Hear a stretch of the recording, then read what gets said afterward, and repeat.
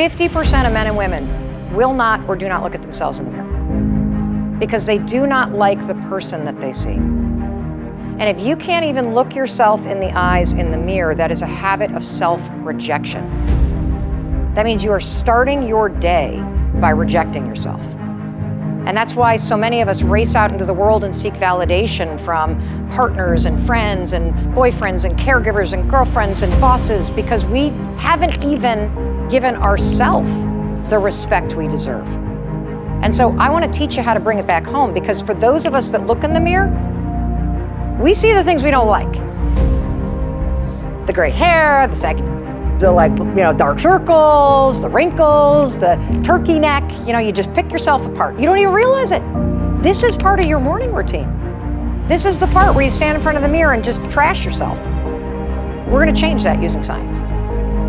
What I want you to do is you're going to look yourself in the eyes. Take a minute. That's not a reflection, that's a human being in the mirror, and she needs you. She is tired of your negativity. She is tired of Bob running in your head. She's working hard. She needs you to show up.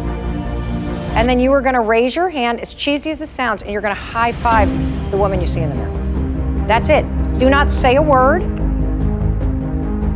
Do not have a mantra, because your brain isn't ready for it yet. I want you to turn to the person next to you. We're going to count backwards to 5, and then we're going to give each other a high five and explain something. Ready? Turn to the person next to you. Yeah, don't. Everyone's like, ugh. Here we go. 5, 4, 3, 2, 1. Okay, great. Okay, so let me tell you what's going on here. I know we got to wrap it up. Okay, what's going on here is never in the history of high fives have you high-fived somebody and thought, I hate you. You look terrible today. If you're in a sports team and you screw up a shot and you come back to a huddle, what do you hope your coach and your teammates say to you? Yeah, and if they hand you a high five to send you back in the game, what does a high five say? Good effort. I believe in you. Keep going. Like on and on. It is always positive. Remember how I talked about the fact that your brain is a pattern learning machine? Your brain knows the pattern of a high five. It has a lifetime of experience with them. So all the programming's here, everybody. When you stand in front of a mirror and you physically do a high five, it grabs all the neural association in your brain and it aims it at your face. Literally, it shuts down Bob, broccoli, tomato, Maria, whatever we're Karen, that we're saying the name is, shuts it down. Because you can't think something negative while you're doing this, because your brain won't allow it. It's not programmed that way. It takes less than 5 days for you to be able to stare at yourself in the mirror and see a woman that you're rooting for. Your brain, every time you do it, gives you a drip of dopamine. That's why you guys laughed. It's not from the slap of the hand, it's what your brain's doing. You feel a little bit energized, don't you? That is your nervous system giving you a little jolt of energy. The 5-second rule, 5, 4, 3, 2, 1, and a high five in the mirror after you brush your teeth are 2 free science-backed tools that you can use to interrupt old patterns that are holding you back and to start to create new ones that will push you forward. Because that is where you're headed. We're not looking back. I want you to look forward. And I want you to quiet the noise, shut it down in your head, and listen to what's in your heart and in your gut, because that's what's meant for you. And all you have to do is wake up every day, and if yesterday blew, okay, it was whatever, we're gonna shake it off, we're gonna high five that off. You didn't go to the gym, no problem. You're still gonna give yourself a high five today. You didn't make that phone call, you said, no problem, you still get a high five today. Because you need to send yourself into the game of life every day knowing that you have your own path, that you believe in you. And the way that you prove that is through the actions that you take. And 30 minutes a day, just for you, to focus on you, to set your day up, because how you set your day up is how it ends up. You deserve that. And that's how you claim it. And trust me, you're never gonna feel like it, but I want you to do it anyway. You got it? Good. Awesome. Need motivation? You better watch a Top 10 with Believe Nation. Hey, it's Evan Carmichael, and I make these videos because you are probably the most ambitious person in your circle, but you know you're capable of more. And you get that push by surrounding yourself with the best. So today, let's learn from one of the best, Mel Robbins, and my take on her top 10 rules for success. Enjoy. Rule number 2, master visualization. If you expect to achieve your goals, if you expect to reach your potential, if you expect to have your dreams come true, what I'm about to explain to you is mission critical. You must become a master at visualization. Now, for those of you that are like, what the heck is she talking about? I did not sign up for some sort of meditation woo-woo spiritual thing here. Don't worry. This is Mel Robbins. There's always science and research involved in everything that I talk about. So visualization is a extraordinarily powerful skill. And you may have heard of the law of attraction. You may have heard of the word visualization. You may have heard of the word manifesting. I call it seeing signs. So I'm a master at seeing positive signs. I am a master of creating coincidences. I have the world's most incredible luck. You want to know why? Because I understand the science and the skill of visualization. I know that your brain, it is a gigantic detective machine. Your brain is a filter. Your brain is constantly looking for evidence. And that's good news. It's good news when you know how to use it to your advantage. Let me explain. So your brain has a system in it. Here's the technical term. It's called the reticular activating system. It is a network of neurons all up in here. And what is the job of the reticular activating system? It is a filter system. It's basically a system that allows certain information in your brain and it blocks out other information. And guess who programmed that filter? You did. And so did the people from your past. And so if you constantly feel like you're unlovable, guess what? Your reticular activating system is going through the day and it is going to point out every single piece of evidence that confirms that negative belief that you have. If you think that people don't like you at work, the reticular activating system, the filter, it is literally going to be looking for evidence to confirm that belief all day long. This is one of the reasons why we have such a problem with politics in this country. This is why there's something called a confirmation bias. Confirmation bias means your mind loves to read things that you agree with, because reading things that you agree with confirms your filter. Why do we have a reticular activating system? There's a really important reason why you have this. The reason why is if your brain let in everything. Have you ever looked at a Facebook page? Have you noticed how many words are on a standard Facebook page, and the ad over here and the ad over here and the ad over here and the ad and the news feed right here and the stuff up here and all this over here? If your brain took in everything at equal value, your head would literally explode off your shoulders. Your brain would melt down. And so the reticular activating system protects your brain by filtering information and only letting in stuff that it agrees with. So that's the scientific reason and mandate for why you got to get busy reprogramming that thing. Because if you live like I have lived for a very long time, one of the beliefs that I had, we're going to be talking about this a lot this month, one of the beliefs that I had for a very long time is that I was a bad person, that I was not lovable, that I did not deserve to be a good person, that people didn't think I was a good person, and consequently, that led me to do a lot of hurtful things to myself. It led me to do a lot of hurtful things to people that I cared about, and it really damaged decades of my life. And I believed it. I believed it, and it drove my actions, and I saw evidence everywhere. If you're going to do a mindset reset, you've got to change what you believe about yourself. And so for those of you that had a very negative assessment of 2018 and you're feeling down about your goals already as you look at 2019, you have a very negative belief system about yourself. And that's going to stop right now. Rule number 3, learn to let go. Letting go is really, really hard. And when you are going to start a new chapter in your life, when you're going to try to launch yourself forward, it requires you to let go. And the reason why letting go of whatever it may be, a relationship, a friendship, a job, in my case, the place that you lived for the 24 years, the reason why letting go is so hard is because we tend to grip very tightly to things that are familiar. And when you grip really tightly to the things that you know, it's going to be really hard. In fact, it's going to be impossible to launch yourself forward. And we grip really tightly to the things that we know because it feels safe. And the truth is, change is really, really, really hard because you're holding on to things that are no longer meant for you.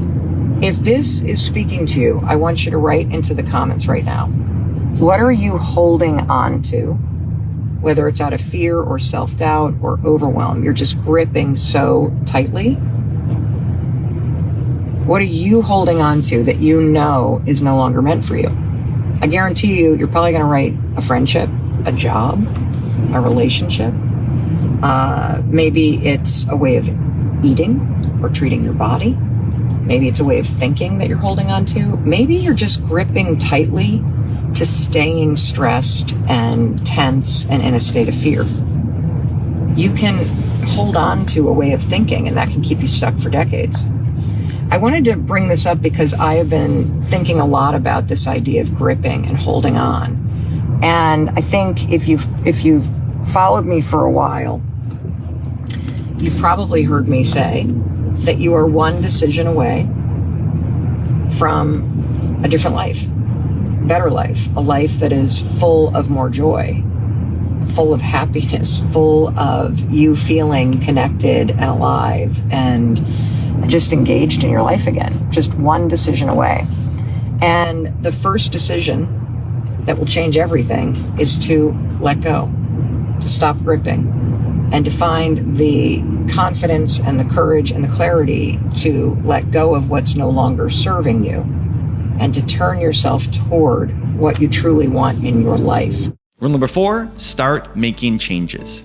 Tell me, is there some project or some area of your life or a business or a goal or some change that you want to make that you feel like you think about all the time, but you just can't seem to push through all of that thinking or push through the fatigue or the overwhelm or how do I get started, right? You can't seem to just push through. Is there some area of your life where you feel that way? If so, I want you to write it in the comments, okay? I see I want to work with animals. I see somebody going, oh my gosh, I keep thinking about doing a TikTok account. Oh, I want to get control of my addiction. Oh, I want to launch a business. Oh, I really want to get a degree, but I feel like it's too late. And you may be telling yourself that things just feel like it's too late, Mel. Like I got a divorce and now it feels like my life is frozen. I see some of you saying. I feel like ever since I got the divorce or the pandemic hit or I lost the job or I took the wrong job or I moved to the wrong place or I realized that I wanted to start this thing and I started it, but now it's stalled out and I'm embarrassed to keep starting. I want to finish my PhD. I want to be persistent with the gym. I want to get back to creating art. I see all this stuff that y'all are writing down. It's beautiful. I see so many of you saying that you have a little side hustle and you know that you want to turn your attention towards it, but you just can't seem to literally push through whatever it is, the fear, the overwhelm, the busyness of your life, to laser focus on what really matters to you. And I think that's why it's so painful, because you're not going to stop really wanting and longing for those things that you keep thinking about everybody. They're going to linger for the rest of your life.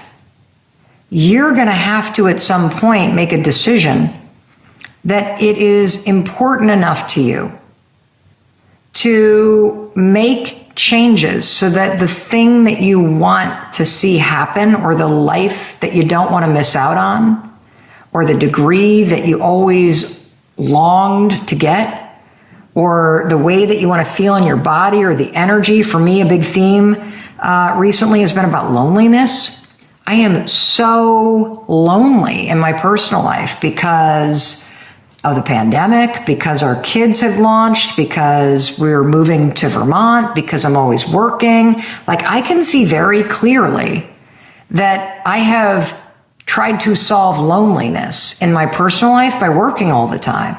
And that's not the right solution for loneliness. And so I even see all this. And so I'm glad that you can see an area of your life where you feel this friction and tension because you know that you want to focus more time and energy there, but there's so much resistance and there's so much friction and there's so much else going on that it is robbing you of the ability to push forward toward the life that you really want to be living.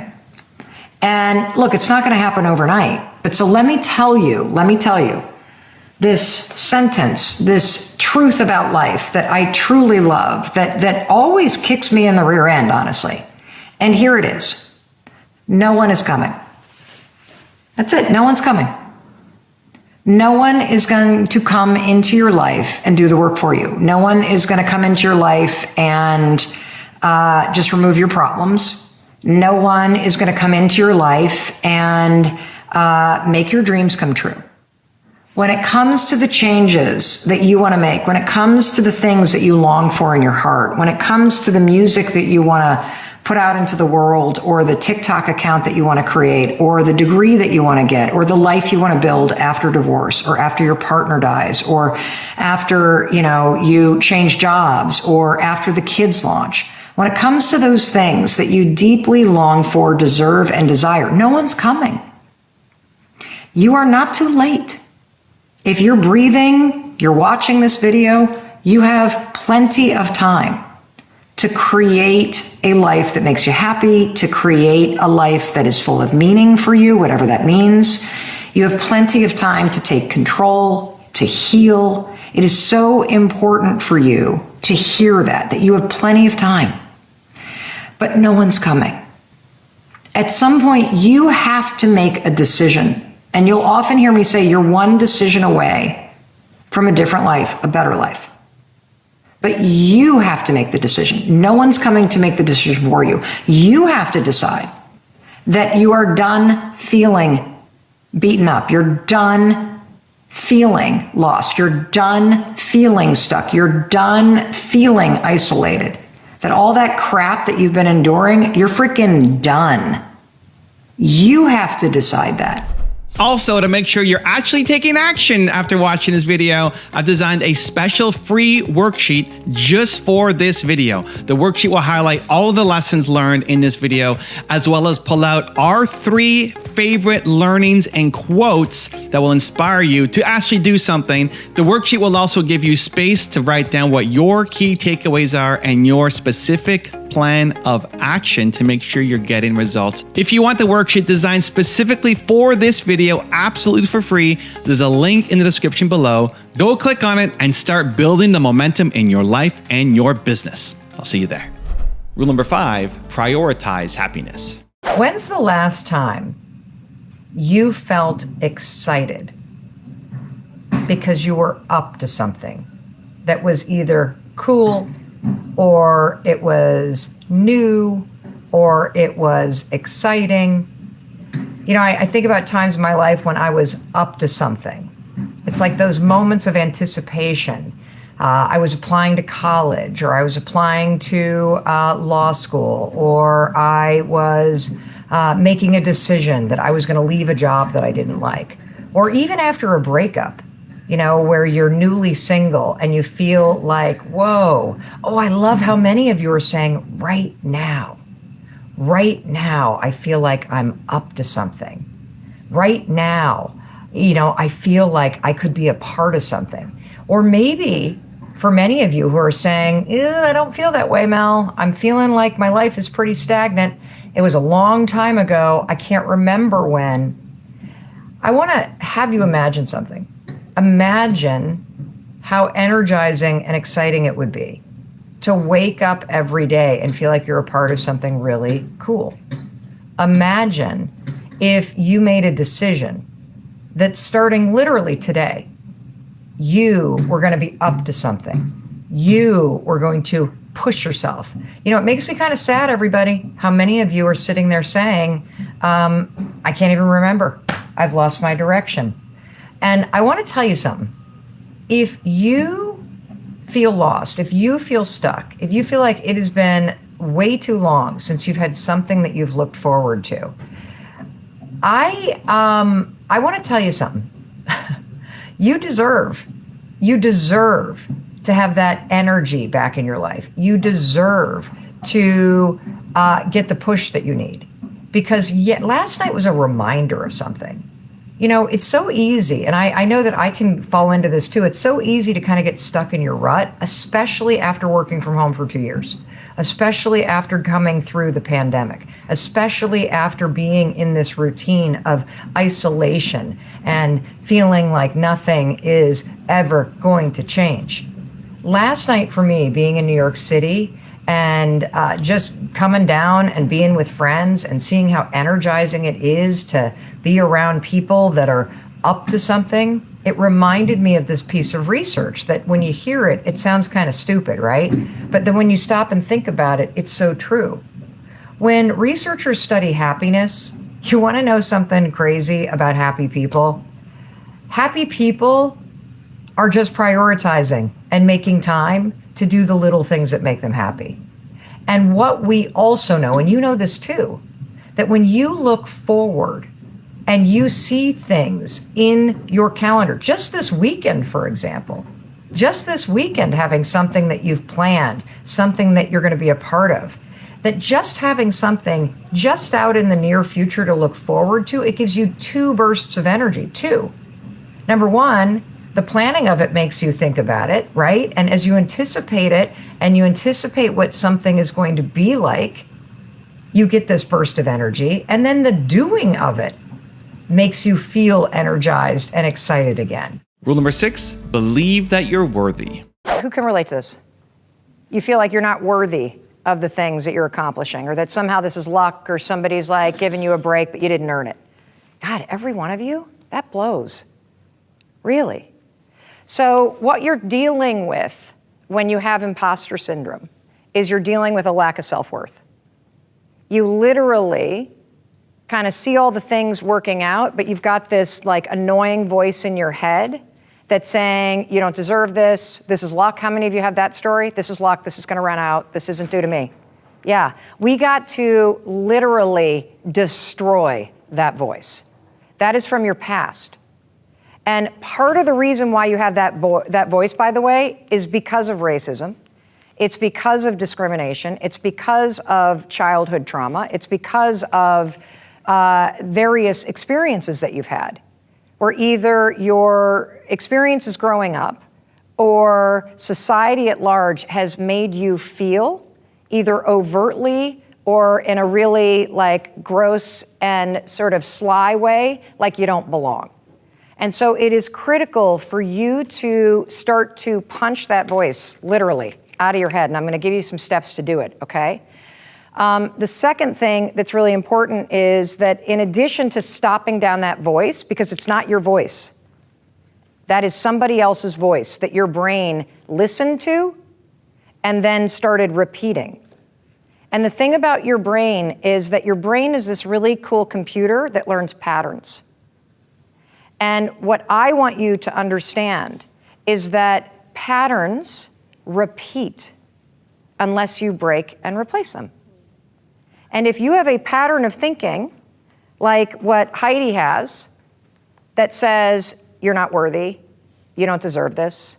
Luck is going to run out. At some point, the you know what's going to hit the fan again. Brace. Don't count on anything. Like you didn't earn this. If you got that pattern running in your head, that is a broken pattern. You're not broken. That pattern of thinking is broken. And so the line in the sand that I want to draw starting today is you're not allowed to listen to that garbage anymore. We are going to go on a mission together to notice whenever it comes up. Oh, interesting. There it is. There's that pattern. It's spinning just like a load of laundry right up there. And I'm going to teach you, once you recognize that pattern, you're going to use this thing that I created called the 5-second rule. You're going to count backwards 5, 4, 3, 2, 1, because that shuts that down. And counting backwards, let's all do it together. Here we go. 5, 4, 3, 2, 1. Now notice when you counted, did you feel a little pressure right here? Yeah, that was me hypnotizing you. No, I'm just kidding. What you were feeling is by counting backwards, it's a little brain hack that interrupts all the garbage that's here in the interior part of your brain. This is where imposter syndrome lives, everybody. This is where anxiety is. This is where self-doubt is. This is where self-criticism is. This is where it's all stored. When you notice, oh, there's that voice again, and you count backwards, 5, 4, 3, 2, 1, you shut it down, and then you awaken this part of your brain. This is the part of the brain that you used when you were taking the SATs. This is the part of the brain that you used when you applied for that job, when you speak up in that meeting, when you tell somebody, no, you cannot borrow my dress tonight. No. When you have boundaries, right? This is the part of the brain that gives you immediate control over what you think and do next. And so that's a really important thing. Rule number 7, picture a positive future. The reason why visualization and picturing yourself succeeding and allowing yourself to feel the happiness and the pride that comes with picturing a positive future, the reason why that's as important is, let's say Shelly does that every single day this week. Every day she wakes up, she walks for 5 minutes, and as she's walking on that treadmill, she's visualizing herself finishing a 10K in 6 months and how proud she is. Every time she does that, she is changing what's going on up here. This isn't something I made up. This is true. And it's not only true based on science, but let's think about this from a common sense perspective. If Shelly wakes up, or if you wake up every single morning, and instead of thinking about the worst case, instead of looking at your body in the mirror and going, I'm so fat, I'm so out of shape, I'll never run a 10K, this is never going to happen. Why didn't I exercise last year? I hate my flabby stomach. I hate my big thighs. I hate how out of shape. I'm embarrassed to go. If that's what you're thinking, then that is what you're allowing your brain to continue to filter the world through. If you start teaching yourself the skill of visualizing a positive outcome and feeling the pride that comes with achieving that positive goal, what happens for you right now is you start to think like the kind of person that does a 10K. If after an entire week, what Shelly does is she looks in the mirror and she goes, I'm getting stronger every day. I'm really proud of myself. Even though I'm feeling flabby, I'm not saying you're flabby, Shelly, but even though I'm feeling flabby, I'm doing the work. I can do this. What happens a week from now is when she sees a registration for a 10K, the old mind that wasn't programmed correctly would go, oh, you're fat, you're out of shape, you're not prepared for that, don't sign up. But the new mind, because she's been visualizing every single day, the new mind just 7 to 10 days later is going to go, oh, wait a minute, I'm in shape, I'm proud, I'm doing this. Why don't you sign up? It's going to filter the world in a very different way because you're training it to. This is the heart of doing a mindset reset. And this is why visualization works and why it's an important step and why I'm so glad you're doing it. Rule number 8, stop holding on to misery. One of the things that I have to do is I have to stop holding on to misery. I've got to stop holding on to my own habit of hesitating and overthinking and feeling scared and gripping. And I'm working on it. So I want to know, what are you getting out of this? And I see, oh, I love this. I see so many of you going, oh my God, happiness is so unfamiliar. Happiness is so unfamiliar. Trauma that you haven't released. I relate to this. Holy cow. I'm so glad that you do. I remember a couple months ago, I was doing a bunch of research for a project that we're doing for Audible about happiness, was one of the episodes that we were working on.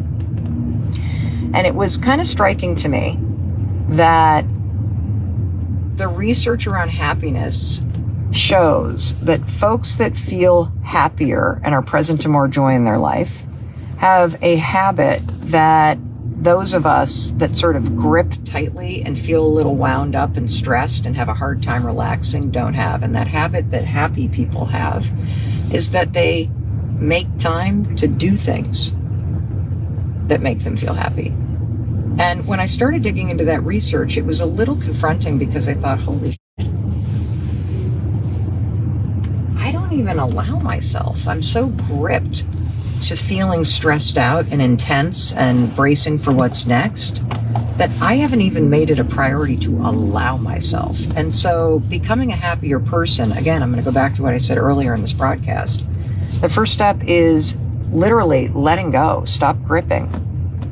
Let go of what's no longer serving you, because holding on to it hurts a hell of a lot more than letting go of it. And so wherever in your life you are not happy, or you are just bracing or stressed, or stuff isn't working, I guarantee you, you're gripping onto something, a relationship, a job, a habit, a routine, a place that you live, a mindset. You're gripping onto something that no longer serves you. And gripping to it is going to cause you so much more pain and misery than letting go. It's really that simple. Every single ending in your life has a brand new beginning contained into it. That's it. Every single ending that you are avoiding in your life, inside that ending, there is a new beginning. I am right in the thick of this, which is why I'm talking about it. Rule number 9, stop hesitating. For years, hesitation kept me trapped in my head. Hesitation made me doubt myself. Hesitation kept me from taking the actions and taking the small risks that change your life. And you have a habit of hesitating. Hesitating is this little habit that we all have. And, I obviously invented the 5-second rule, which is a tool that you can use to push through the hesitation that holds you back, and to break that habit of hesitating and to replace it with an action of moving forward.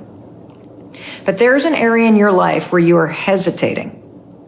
You know what you want, or you at least know you don't want what you currently have. And you think a lot about what you need to do, or what you could do, or what you wish would happen. And all that thinking that you're doing, that is the problem.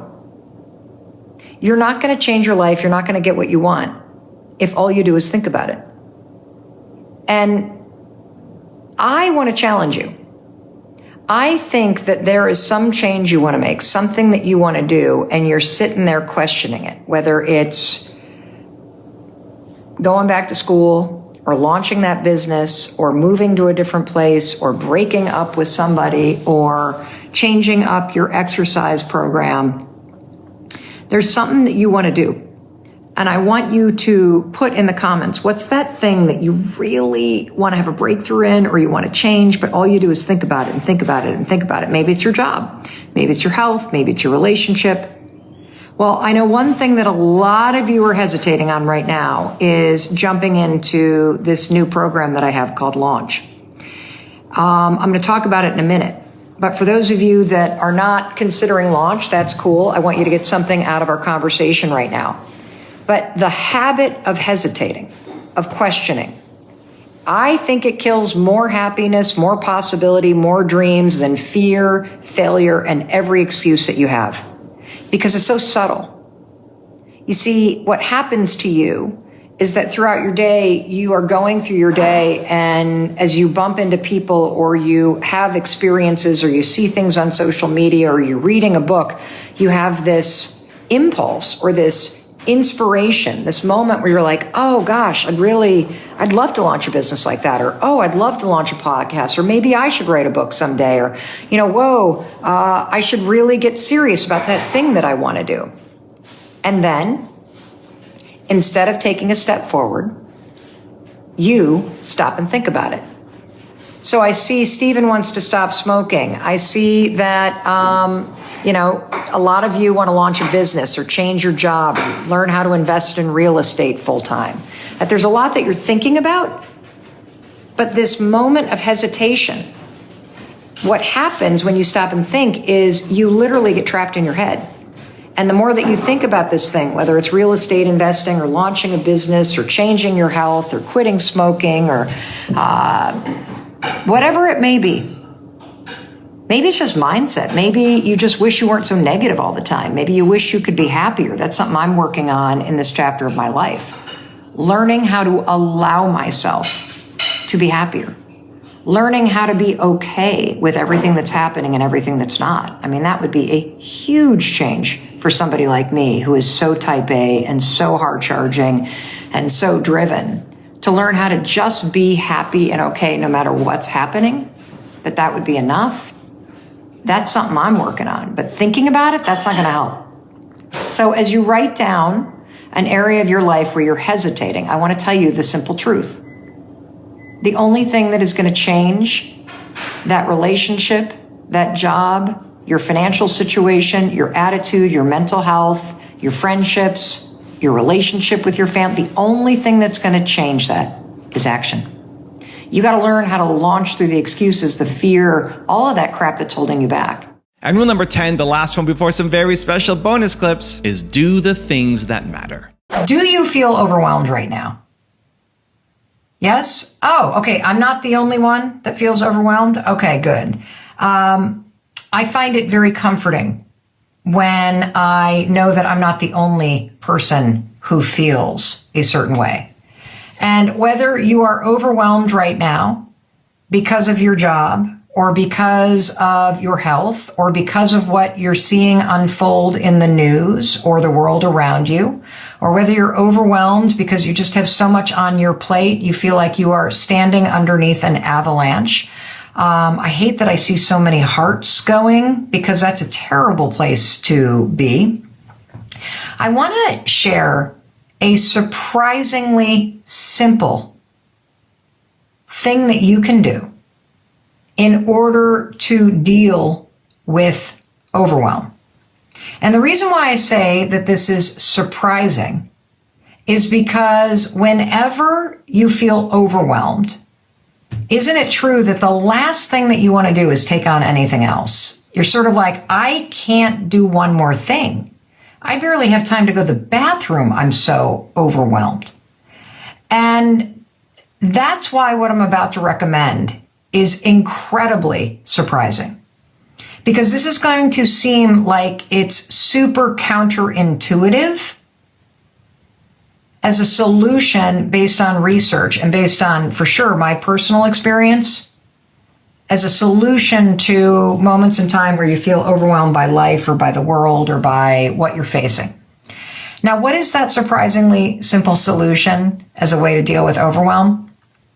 Well, the surprisingly simple solution is to take on a simple little challenge that you're going to take on every day. You're going to take on something that aligns with growth and change. It pushes you forward and it gives you something to look forward to every day. Because part of the reason why overwhelm is so debilitating is because when you're overwhelmed, your focus is scattered across absolutely everything. And you're thinking about your family and your health and the news and the this and the that and the presentation and the emails you didn't do and da-da-da-da-da-da-da-da-da-da-da. And at the end of the day, each and every one of those things is not really that important. There's probably, can we agree, 1, 2, or 3 things a day that really matter, that really need your attention? And the reason why we get so freaking overwhelmed with life is we allow our attention to get scattered and to get pulled in a bazillion different directions. And the solution to feeling more in control and to literally dealing with overwhelm, which is just an overwhelming amount of things that really, most of which are not that all important to you, but they're just distracting you, which then pulls your attention away from what really matters. You see, I'd rather have you do 2 or 3 things a day that really matter to you and let the rest just kind of fall where they fall, right?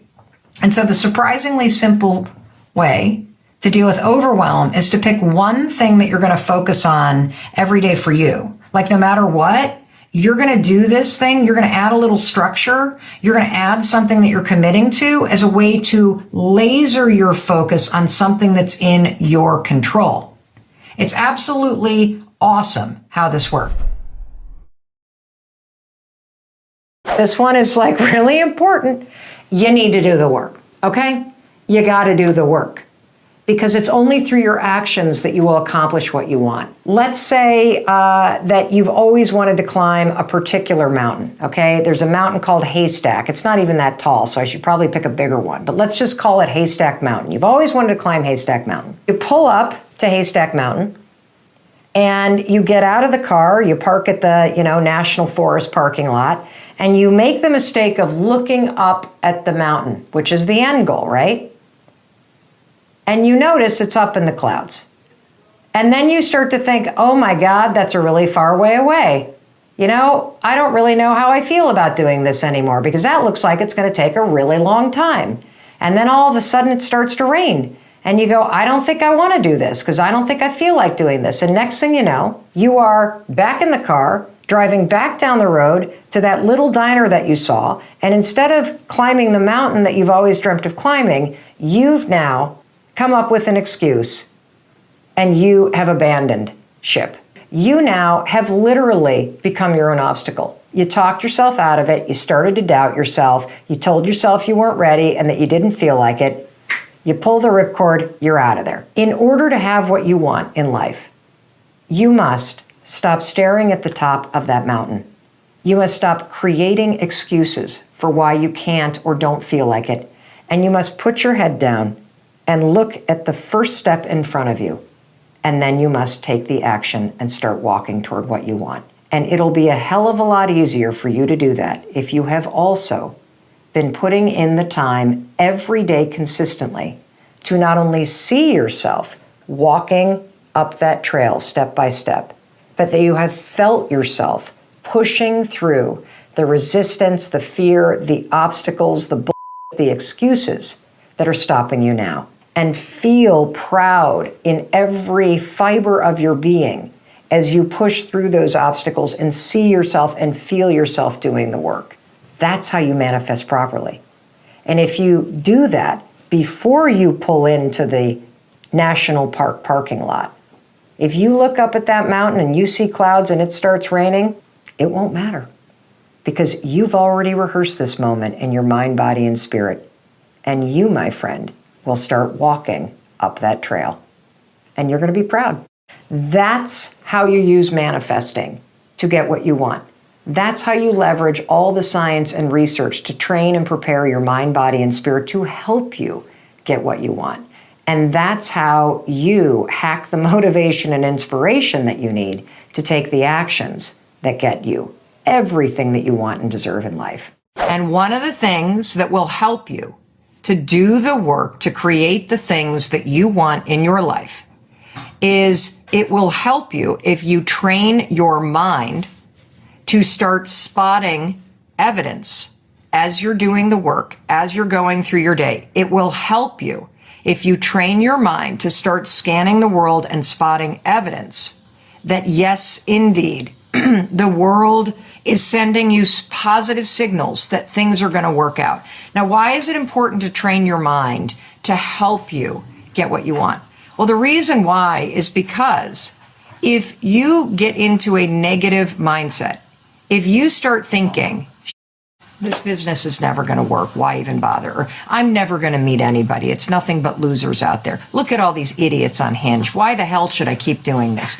If you allow your mind to start to rest in a pessimistic, negative, protective, scared, and doubtful stance, your mind will continue to show you reasons why there's nobody on Hinge worth talking to. Your mind will continue to show you all the reasons why you will never make it in business. Your mind will continue to show you all the reasons why you're never going to lose that weight and be able to tuck in your shirt, as my friend Corinne Crabtree always talks about, that transformational moment.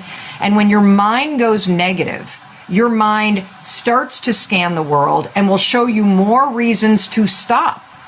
And the power of training your mind to spot positive signs is very simple.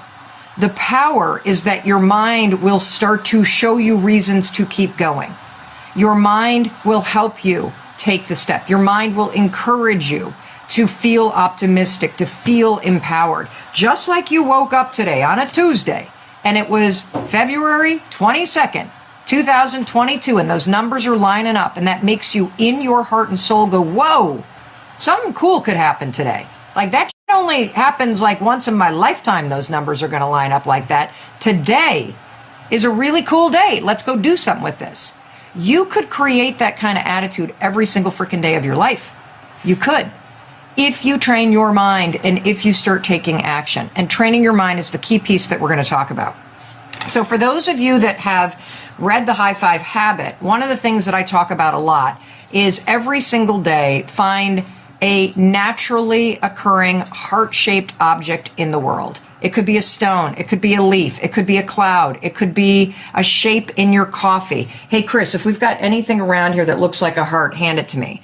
And the reason why I love telling you to start playing a game with yourself where you start your day going, mind, brain, show me some heart. Oh, what is this? Come here. Dog treat. Oh my God, it's a dog treat. Look at this, guys. What shape is that? That right there is a heart. There we go. Check that out. If you say, brain, mind, show me a heart today, guess what's going to happen? That damn dog biscuit, you're going to be like, there's a heart. You're going to look out at the sky and you're going to see a heart shape. Oh, right there in the mountains. There's a heart shape in the mountains in southern Vermont. You're going to see it in the clouds. What you're doing when you tell your mind what's important to you is you're telling your mind and the filter in your brain to change in real time and allow into your consciousness what's important to you. And if you want to see hearts, by God, those damn dog treats are going to start looking like hearts, everybody. That's how you train your mind. It's freaking incredible. And if you want to see evidence of this, follow me on social media. If you follow me, Mel Robbins, on social media, you will see every day I am reposting your stories of finding heart shapes around the world. Now, why is this important? Well, it's important because it's a simple way to prove to you that your mind changes in real time.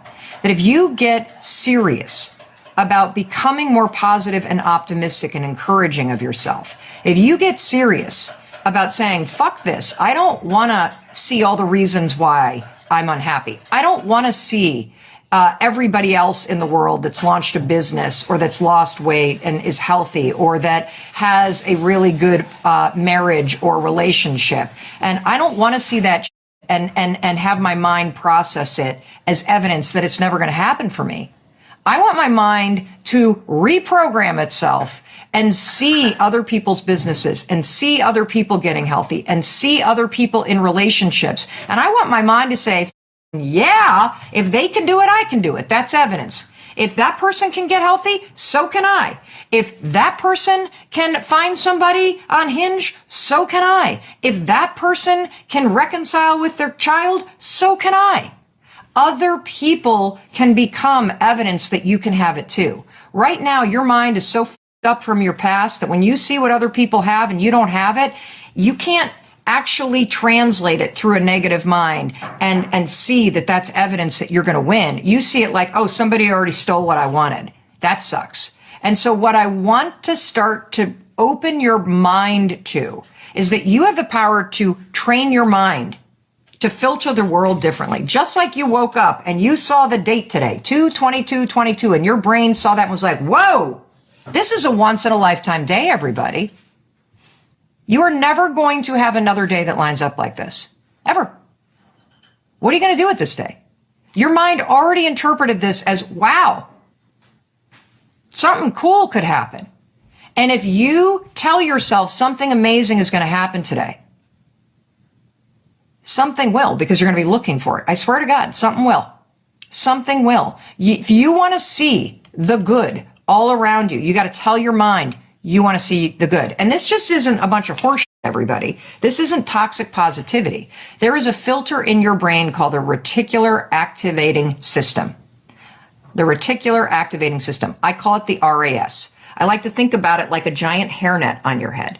And this RAS sits over your brain. I'm probably getting this wrong. I'm not a neuroscientist. I could give a shit about getting it right. I just need you to know the basics here so that you can apply it to your life, okay? You don't need a PhD to use the science that super smart people have been working really hard on in order to apply it to your life. That's what I'm here for in your life. I'm here to translate this stuff into simple, believable, and actionable things that you can do to take all this super cool stuff that people are researching and apply it to your normal person's everyday life to help you change from the inside out. And one of the coolest things that you have at your disposal is you have a whole system in your body that you can train and change. And one of those things that you can train and change that is impacted by that word you're hearing a lot of, neuroplasticity, that just means that things are able to twist and bend and change, and you're able to learn new things for as long as you're alive. As long as you're breathing, everybody, you got a chance to change the way that you think. As long as you are breathing, you got a chance to change from the inside out how you experience your life. As long as you are still here watching me, people, you got a chance to create a new experience in your life. And one of the things that helps a lot is understanding that right now, all of the bullshit from your past has jammed the filter in your mind, body, and spirit, the reticular activating system. And it is clouding your ability to look at the world around you and see hearts. Remember this? Dog treat, hearts. Look at that. There's a heart right there. Number one, the secret to an optimistic mindset. You got to be maniacal about your intake. Negativity in here means negativity in your body gets stored here and negativity comes out here. It becomes this loop of negativity. And so in order to build a positive mindset, I want you to be maniacal about positive input. That means really watch your news intake. Do not be watching it every day. Get the facts. Get what you need to know from a trusted, measured, calm, factual source, and then turn that shit off, okay? That's number one. Number two, edit your social media. Anything on your social media feeds should be helping you be more resilient, more optimistic, more positive.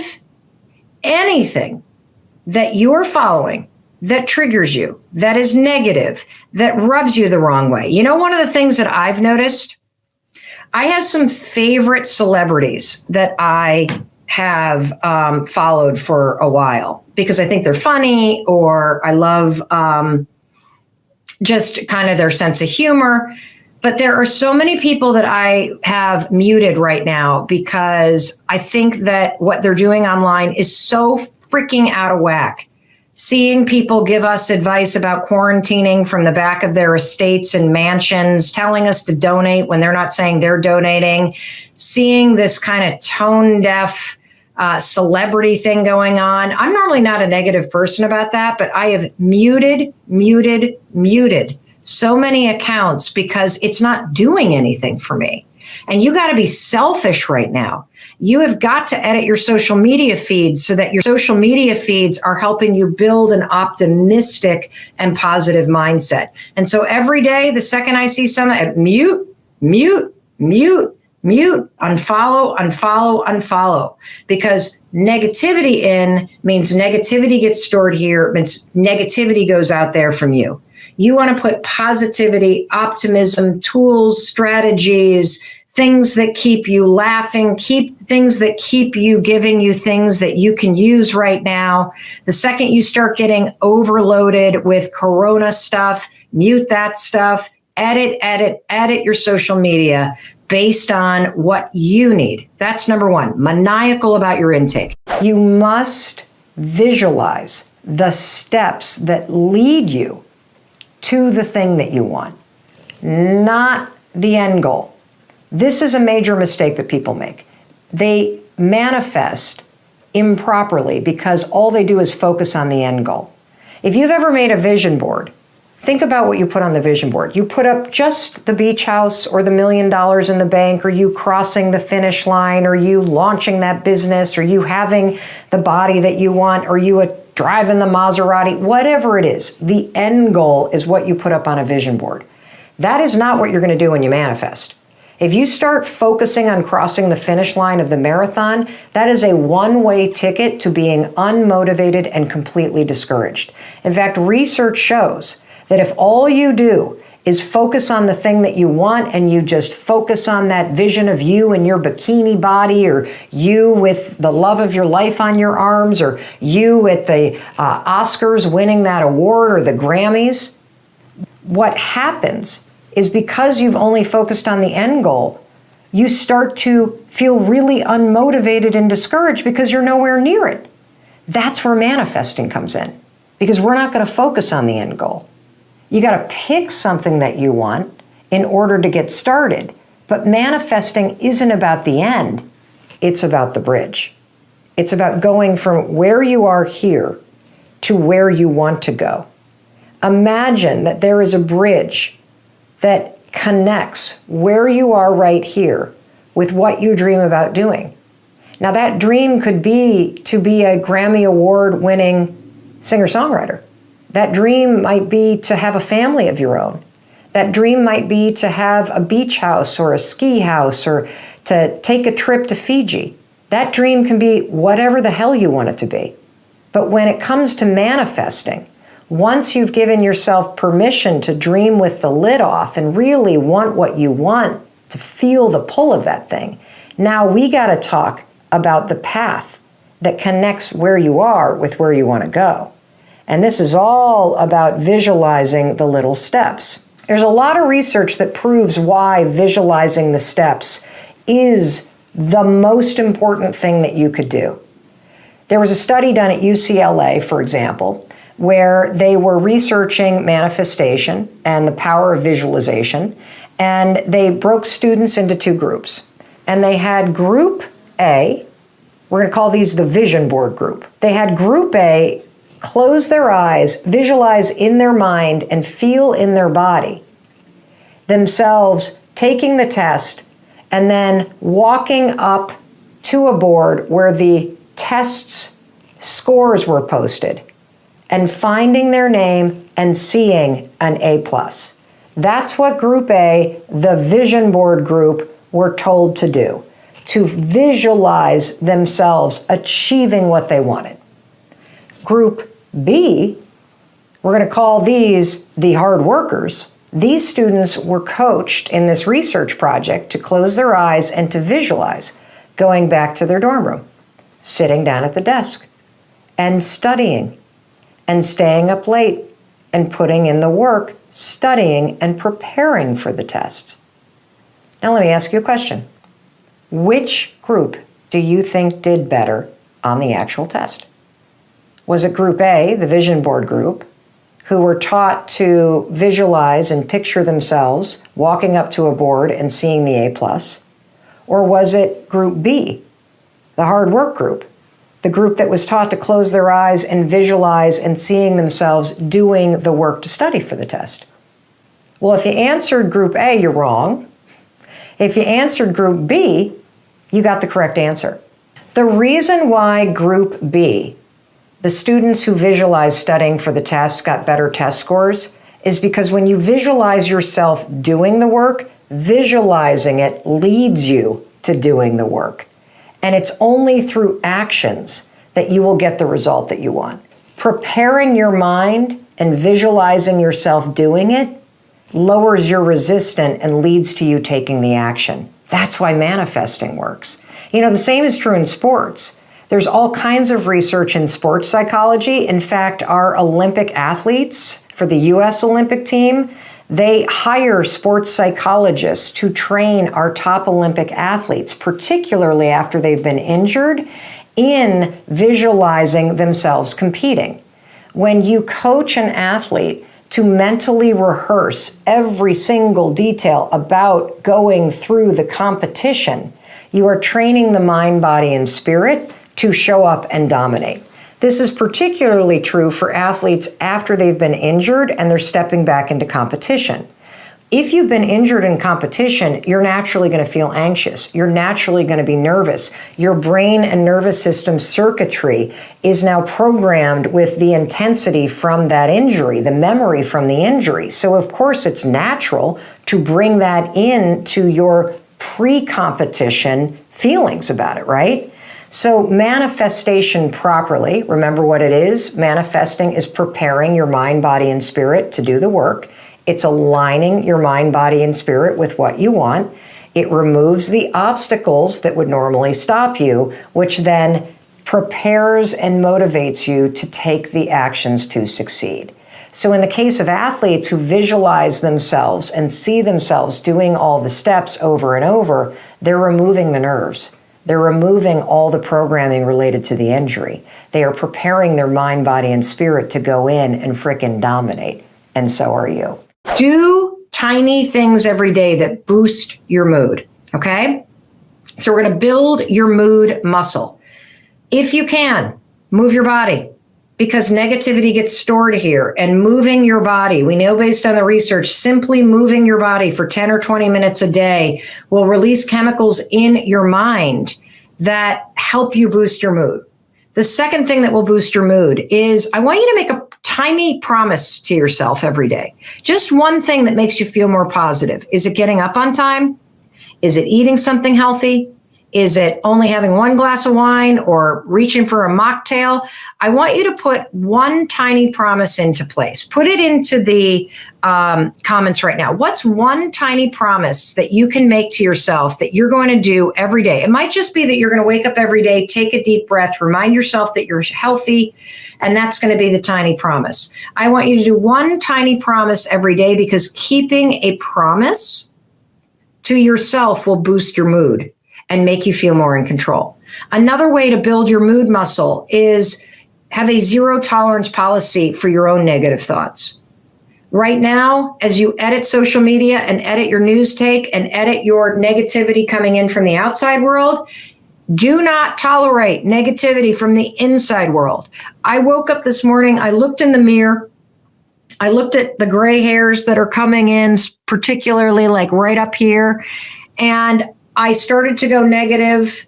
I started to feel dreary, and I went, Mel, cut this out. You got to fight to stay positive, gal, because we are in this for another couple months. And do not succumb to despair. Do not start thinking negative stuff. When you have negativity internally, you got to have a zero tolerance policy for that. It's one thing to feel what you need to feel so that you can move through it. It's another thing to let negativity dwell up here and start ruminating. The 5-second rule is genius for this. Count backwards. The second that negative, 5, 4, 3, 2, 1. Not listening to it. No, I am redirecting my thoughts. That's right. I am looking for the things I can control. I am keeping a positive attitude by focusing on things that I can control right now today. I think I am engaged in emotional eating right now. It is 2:22 in the afternoon. The wheels are off today. I know why. The reason why is because I did not stick to my normal routine. And I've noticed since I did not stick to my routine, my day has sort of slid off the rails in terms of the decisions that I'm making. It's really random. Like I had my son's chicken nuggets for lunch, and there's half an apple that I ate. I have not finished the amount of water I normally drink. It is 2:23, and I made myself an ice cream sundae because, why the hell not? And so as I'm sitting here enjoying my ice cream sundae, I just thought to myself, God, am I emotionally eating right now? Oh my God, this is so good. If I really unpack what I'm feeling right now, it's raining, it's freezing. I am mentally in a creative block, and I'm going to get this tool that we use on the Mel Robbins show out. I call it the word wheel. So I'm going to show you the word wheel right now. Here's how you use a word wheel. The average person can only name 3 emotions: happy, sad, and angry. But our emotions are actually much deeper and more complex. And the secret to getting unstuck or untriggered or freed up in any situation is to find the words that describe what you are truly feeling. So I'm going to start with the core emotion of anger and fear and work out from there. And so as I look at the word wheel, I feel inadequate as a writer. I feel worried that I'm not going to have a creative breakthrough. I feel helpless. The big one is I feel inadequate as a writer. Whoa, big breakthrough. So I am feeding my inadequacy with an ice cream sundae. You know what's interesting? Is simply finding the word that I feel inadequate as a writer. And that makes me feel afraid that the book isn't going to be good, that it's not going to be as good as I want, it's not going to do as well, it's not going to get any accolades or good reviews, it's not going to make a difference in your life. As you identify the feeling, and for me it's inadequate, that sundae doesn't taste very good anymore. Because it wasn't a sundae that I was craving, it was reassurance and comfort from this deeper feeling that I was feeling. Wow, that's powerful stuff. Really powerful stuff. So if you are at a moment where you catch yourself emotionally eating, or you just feel untethered or numb, pull out the word wheel. You can find it at melrobbins.com. And I think you'll find it to be a really incredible tool that will help you locate what you're truly working through. And instead of reaching for an ice cream sundae, which honestly is going to now tank my mood because of all the sugar and make me feel lethargic, if you can identify the word, which for me is inadequate, inferior, worried, frustrated, you can let those feelings rise up, move through them, and then move on.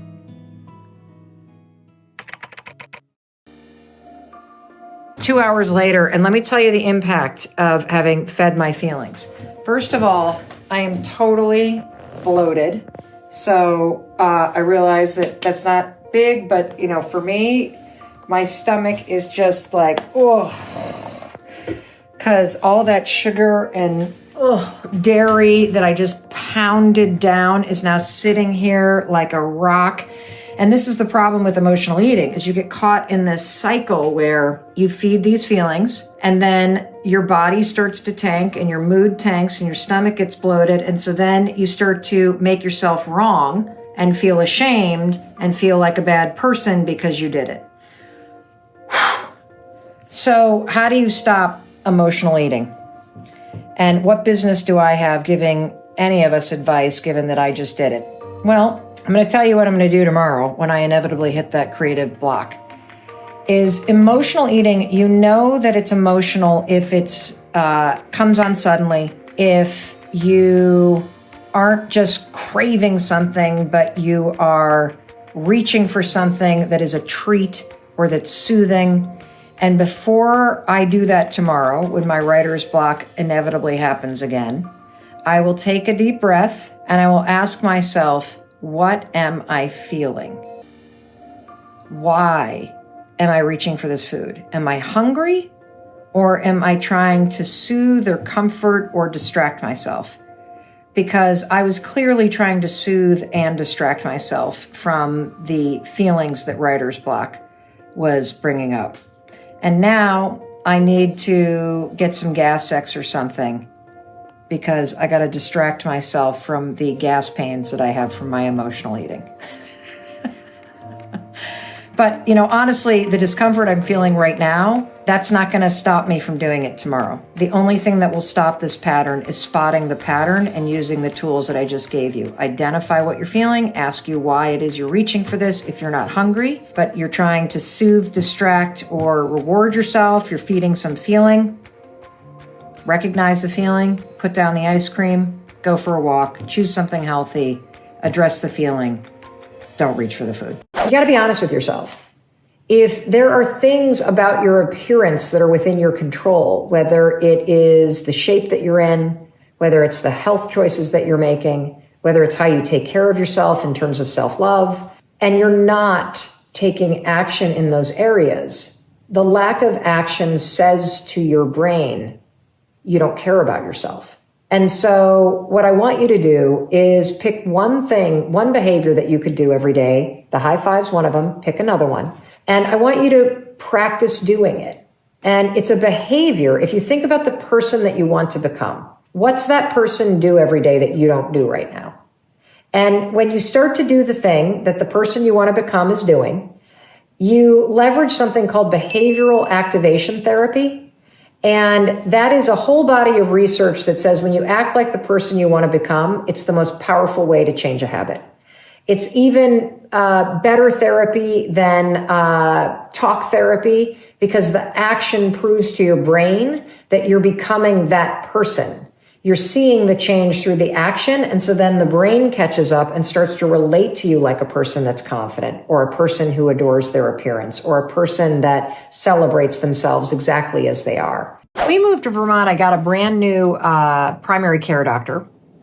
And I thought he said something really interesting. He's this great guy. He settled here because his wife's family is from Vermont. And so he's now lived here for 40 years. And at the end of my first appointment with him, he said a really interesting thing to me. He kind of chuckled because, of course, I'm very entertaining and bubbly and all this stuff. And he said, it's going to be really fun to watch what happens to you. And I'm like, what doctor says that to somebody? And I said, what do you mean? And he said, well, I'll tell you, Mel. In the years that I've been practicing as a primary care doctor in southern Vermont, I have seen so many people move to Vermont. They're seeking a quieter lifestyle. They're seeking a change, a new chapter. And what I find is, what you're actually seeking is a safe haven and you're running away from your problems, a funny thing happens. Your problems always go with you. And when you move somewhere very quiet, the solitude just magnifies the that you were trying to get away from. And so if you're starting a new chapter because you're excited and you're reinventing yourself, that's fabulous. Still take time to complete the last chapter that you were in. So you step into the new chapter with all of the wisdom and the gratitude and the learning and the growth that you gained. If you are starting a new chapter, as so many of us do, because we are running away from the old us, we're running away from a bad relationship, we're closing the door on something that wasn't working, you better make sure you take the time to think through and journal about this last chapter, who you've been, the habits you no longer want to repeat, the mistakes that you made, what you've learned, what you're running from, and more importantly, what changes you're going to make and how this new chapter is going to support you in doing it and in becoming the person that you're meant to be. Without that intentional moment of reflection and without that intentional moment where you're going to list out the behaviors and thinking patterns and habits you're changing, my doctor's right. You're just going to take all that crap you're running from right into this new chapter. I wanted to make this video because I know in some area of your life, you are wanting to start something, you're wanting to put yourself out there more, and you are holding yourself back. And one place that I see this playing out all the time is the fact that so many people, probably you, are self-conscious and nervous about putting videos online. You're self-conscious and nervous about talking about your business or sharing the breakthroughs that you're having, or just showing up in a bigger, bolder, more self-expressed way, because heck, it makes your life more fun when you do. And so you have this deep yearning to be doing more. And then I know exactly what happens to you. You look at the number of people that follow you. You then say, who the hell am I to say that? You then go, nobody's going to watch it anyway. And I want to share with you brand new research that blows that lame excuse, although normal excuse, right out of the water. It was published literally this month from Ohio State University, and it proves that when it comes to video content, the video content that people find compelling has nothing to do with the number of views that it has. It has to do with the person and the message that's being communicated. To be compelling, to make an impact, to be influential, because I know everybody wants to raise their influence and their visibility and to show up in bigger ways. It is all about the message, and you're in control of that. Do you communicate with passion? Do you have conviction about what you're talking about? You could be talking about, I don't know, whether you like white cords or these like black cords with this end, or whether you like this kind of end or this end, or whether you like this cap, or whether you, I love to drink this way because I have a big nose, and then this way. And I'm telling you, you don't have to have this thing on. You could literally talk about anything. And if you bring passion and you bring conviction to what you're talking about, people will pay attention. That's what real influence is. It's the ability to show up in ways and have conviction and passion about the things that you believe in. Whether you're talking about a water bottle cap or you're talking about how to be healthier, happier, or more effective in your life. So enough with the excuses, enough with worrying about how many followers you have or whether or not Aunt Sue is gonna like the video or not, or what people are gonna think. The only thing that matters is the conviction and passion that you communicate with. And of course, getting started. So based on the research, get started, put that video out. The coolest thing about jealousy. Okay. Embrace it. Let me tell you why. Okay. You are only jealous of the things you authentically want. So for example, for a long time in my life, when we were struggling financially, I was super jealous of anybody that had a big house or was putting on an addition, and I didn't know what to do with my jealousy, so it would consume me. I tell the story in this book of going into a friend's brand new, house at a time in our life where Chris's restaurants were failing and I was unemployed and we were like profoundly in debt. It nearly made me self-combust in this woman's kitchen, okay? And how did I deal with my jealousy? Because I didn't know what it was. We get in the car, and what do you think I did for my poor husband? Why aren't you more successful? I should have married somebody in finance like she did.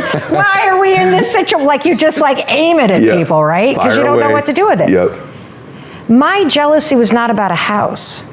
When I finally started to unpack it, it was about my ambition. Very true. And so you cannot be jealous of something you don't want. If I believe that jealousy is blocked inspiration. I've never heard that before. It is blocked by your fear. It is blocked by insecurity. It is blocked by you have this deep and like you said it earlier, I'm really jealous of this idea, Mel. I wish I had come up with it.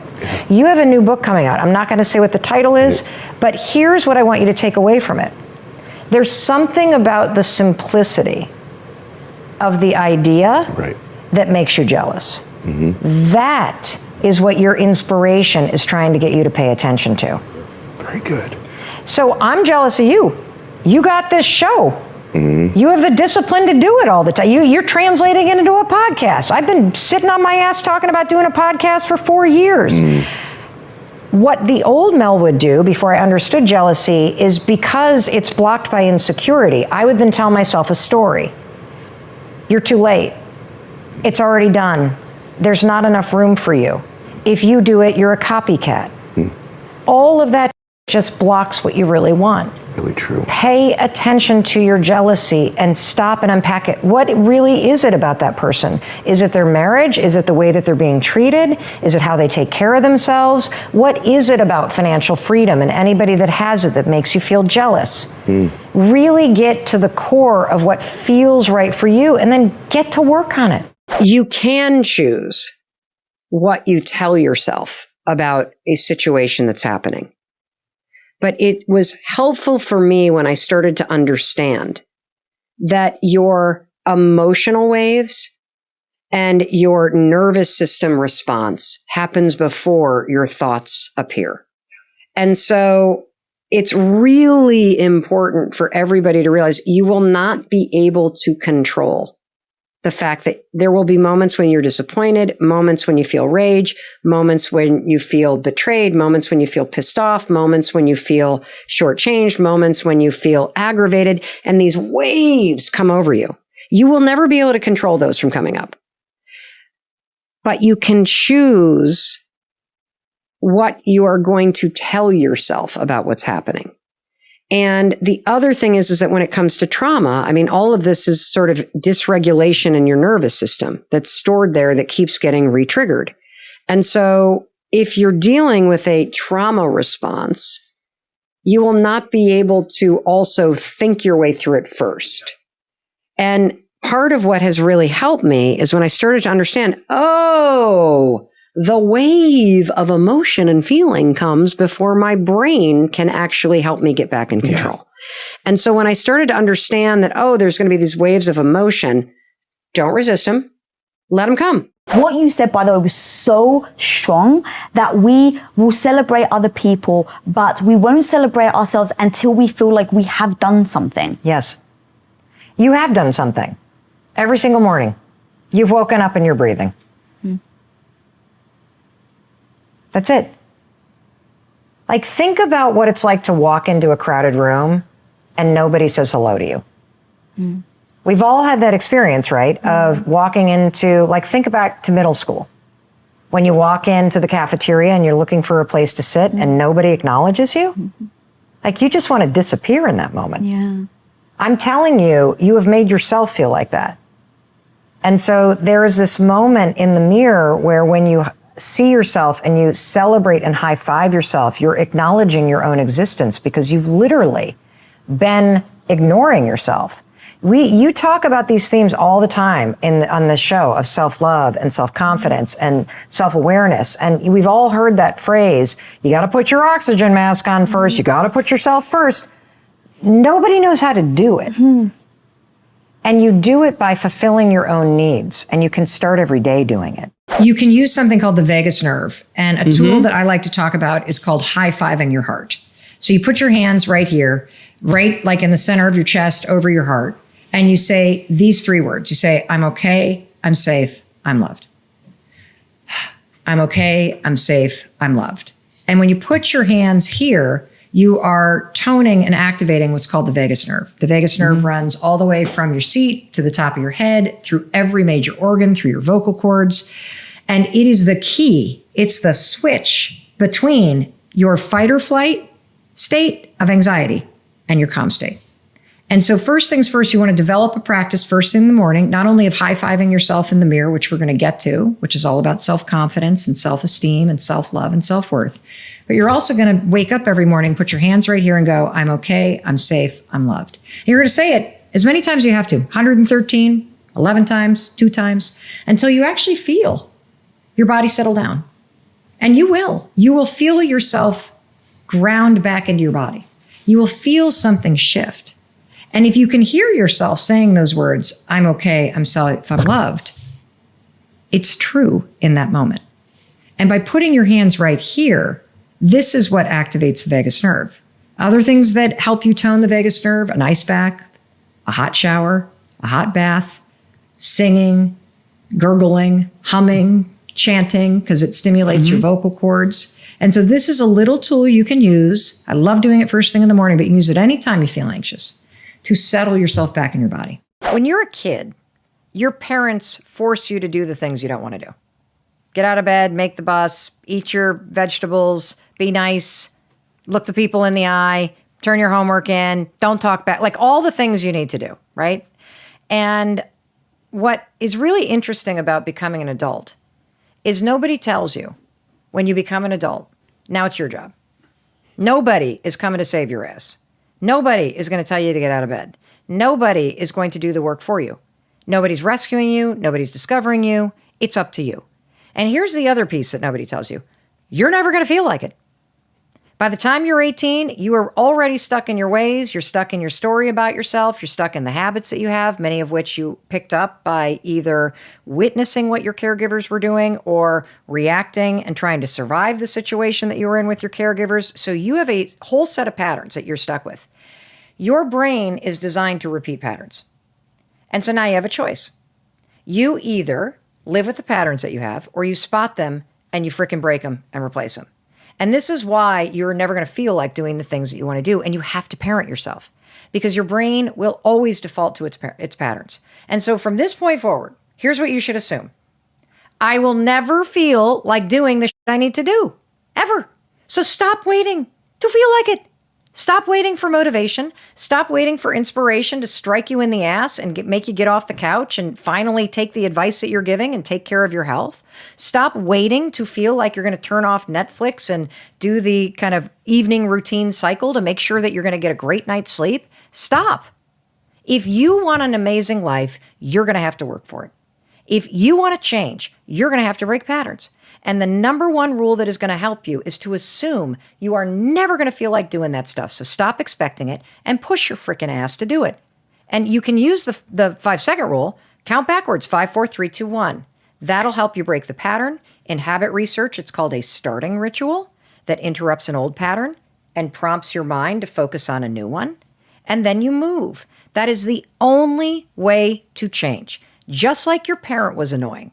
Get up. The bus is coming. I don't care. You're not getting up from this table until that plate is clean. You didn't feel like eating it, but you did. So that tells you something. You are capable. You just don't feel like it. Here's the thing about morning routines. I think morning routine envy is a real thing.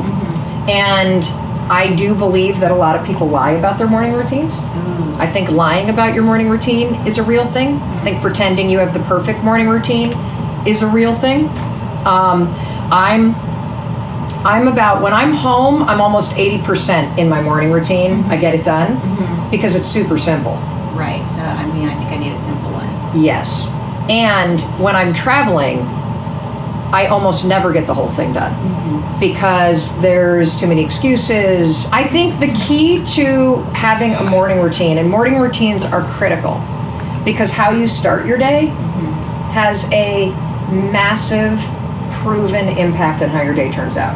There's one piece of research that I think is really profound, and this comes from Sean Anker. I talked about this yesterday, but I'm gonna tell you this too, Susie. If you consume 3 minutes, just 3 minutes of negative news, of negative television, of negative emails, maybe stressful emails from work or stressful texts from friends, you have more than a 50% chance 8 hours later to say you had a bad day. And the reason why is because of what consuming that kind of information does to your mind. It literally sets your mind up to be on the lookout for things going wrong. And so the reason why a morning routine is actually so important is because, number one, it determines what your priority for the day is. And we also know based on research that your mood in the morning, it impacts your productivity all day long. Just because you identify, and for me as a kid, for whatever reason, I have my own version of feeling invisible and feeling like I'm not good enough. And so my way of coping both with my anxiety and being a survivor of sexual abuse and wanting love, which we all need, is I was like an overachiever. And so I'm the kind of person that's super busy and a go-getter because it got me attention. And if I was the one that was super busy and achieving, I not only got praise, but it also insulates you from other people not picking you because you're the one in a leadership role doing the picking. Right. And so there's a part of me at the age of 51 that is realizing that, these feelings of feeling unworthy and this hyper drive to try to achieve, it's all coming from a place of feeling inadequate or like what I'm doing is not enough. And Still, so that's at 50, having the talk show, having a best-selling book, having the Audible originals, having the platform everywhere, having the impact, it still don't feel, being the most booked female speaker in the world, like you still don't feel. it's so stupid. It's annoying. And human beings are annoying. We are stuck with this wiring. Like if you think about it, like all of the crap you believe is probably a hangover from age 0 to 10. Mm-hmm. That as adults, we walk around thinking the same stuff we thought as kids. And I can't stand that I feel that way, but knowing it, it allows me to catch it before it stops me from having an event or writing that next book or taking a risk. Now, here's a trick about gratitude. Writing down what you're grateful for doesn't work unless you do it this way. Because if I ask you what you're grateful for, everybody says the same thing. I'm grateful to be alive. Mm-hmm. I'm grateful for my health. Mm-hmm. And I'm grateful for my family. Mm-hmm. And that's so generic that you're not retraining your brain. Right. You've got to add in the because. Right. I'm grateful for X because. Okay. And the added detail will make you change up what you say, and it will also train your mind in a way that's more detailed, so it actually has a lasting impact on the way that you view the world. Everything that I have done since we launched the 5-Second Rule book was in reaction to things that were coming to me. So I never sat out and said, hey, the 5-Second Rule audiobook has been a complete record breaker. We clearly have an audio audience. Let's go pitch Audible. Right. Audible came to me, which is fantastic. I always dreamt about having a talk show, but I wasn't out pitching one. Sony came to me. In fact, the only reason why we got into courses, online courses, and we now have more than 500,000 people that have taken our courses online, was because Success Magazine came to me and said, let's do a course together. I remember I was there interviewing you for it. I hated it. Because what I discovered is I hate being told what to do. And so, but that gave me the idea, we should do courses ourselves. And so this pause has made me stop and go, well, what do I really want to do? And the truth is I want to go and make the biggest possible impact that I can. Mm-hmm. And I want to collaborate with more people. Yeah. And I want to do events. And I don't want to be the CEO. I'm a terrible leader, horrible leader, the worst actually, because I'm amazing at coaching. I'm amazing at creating. I'm amazing at reacting. I'm terrible at managing people. I am terrible at managing a project. I have ADD. I have dyslexia. I'm a bulldozer when I get anxious. Mm-hmm. I Very hate similar it when people. about. I know we are. That's how we'd kill each other if we were roommates or business partners. But I think understanding yourself is really important. And so there's a couple things that I've decided. Number one, I'm going to consciously create the next chapter. And what is that? And I'm still in the middle of doing it. Yeah, but you want to do events. You want to do these things you're talking about. Yeah. Yes, and I want to collaborate more with a wider audience of people. Mm-hmm. And I want to build a brand bigger than Mel Robbins. Yep. I don't want it to just be me. I want to build a platform-based business that reaches more people. Because here's the thing that got me through kind of the loss of the talk show and the way that I think about things that I hope helps if you're listening and you're kind of struggling with something. I believe, and I went into the talk show saying this to myself because there's a 99% chance based on the history of people that have tried to have a daytime talk show that it was going to fail.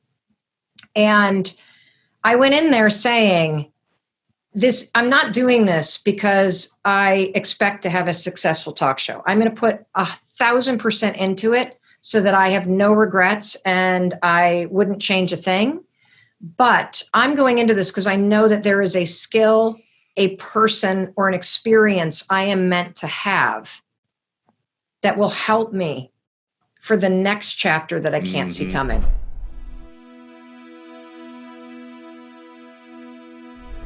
Because you made it this far in a video, I want to celebrate you. Most people start and don't finish. Most people never actually follow through. Most people say they want something, but they don't ever do the work to actually get it. But you are different. You are special. Believe Nation, you made it here all the way to the end, and I love you. So as a special celebration, if you put a hashtag Believe down in the comments below on this video, I will showcase you and celebrate you somewhere on the screen in a future video because you are awesome. For 10 more amazing rules from Marissa Peer, check the video right there next to me. I think you'll love it.